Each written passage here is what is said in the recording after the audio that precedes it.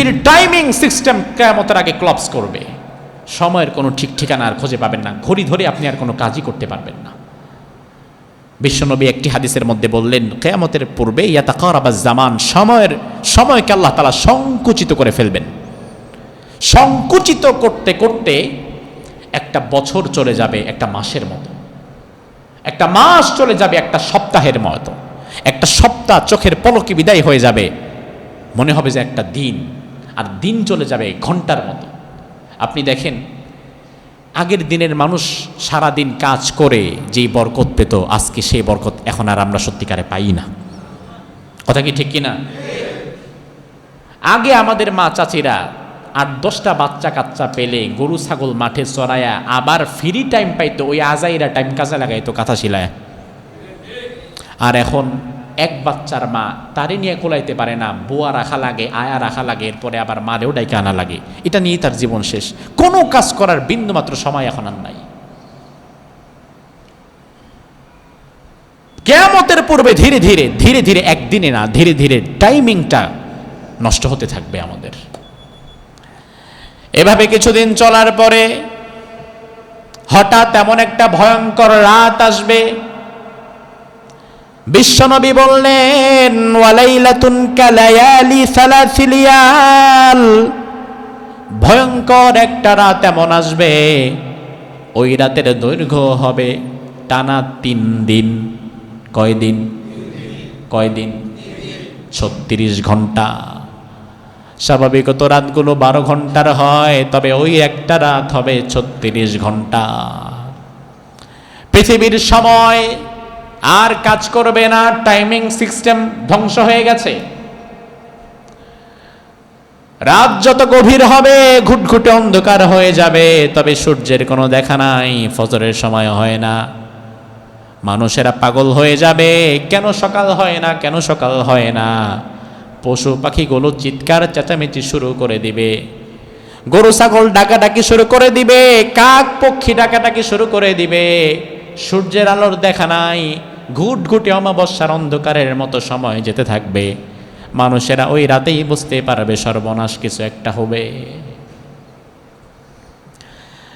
অনেক লম্বা সময় পরে মুয়াজ্জিন মসজিদের মিম্বার থেকে আজান দিবে, আসসালাতু খায়রুম মিনান নাওম।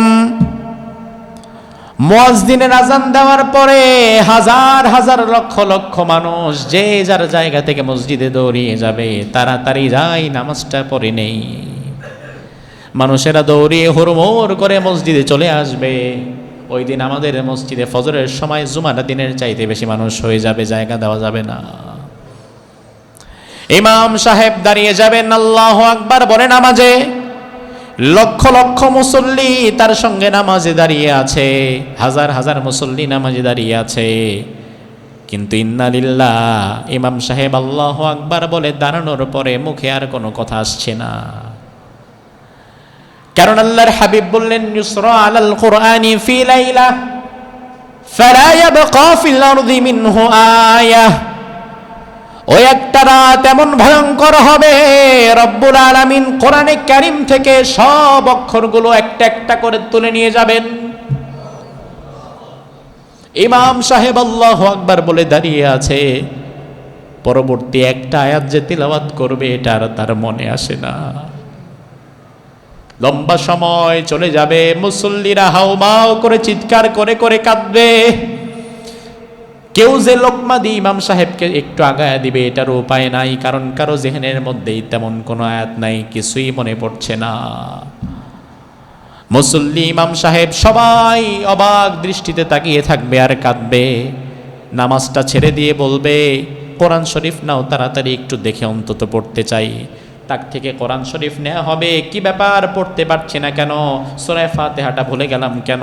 খোলার পরে দেখা যাবে কোরআনে আর কোনো আয়াত নাই। সব আয়াত, সব অক্ষরগুলো যিনি উঠিয়ে নিয়ে গিয়েছেন তিনি কে? কোরআনের কোন আয়াত আর বাকি থাকবে না। ফালা ইয়াবকা ফিল আরদি মিনহু আয়াহ, সব আল্লাহ তুলে নিয়ে যাবেন। হাজার বার চেষ্টা করলেও একটা আয়াত আর আপনি সেই দিন পড়তে পারবেন না। তবে এখন যদি চেষ্টা করেন আয়াতগুলো পড়ার প্রয়োজন, এবং এখন যদি মনে করেন, তাহলে আয়াতগুলো পড়ার সুযোগ এখনো আছে না নাই? ওই দিন আর পাবেন না। মানুষদের তওবা করার আর কোনো সুযোগ থাকবে না, তওবা করার সুযোগও নাই। কোরআনের একটা আয়াত আর মনে নাই।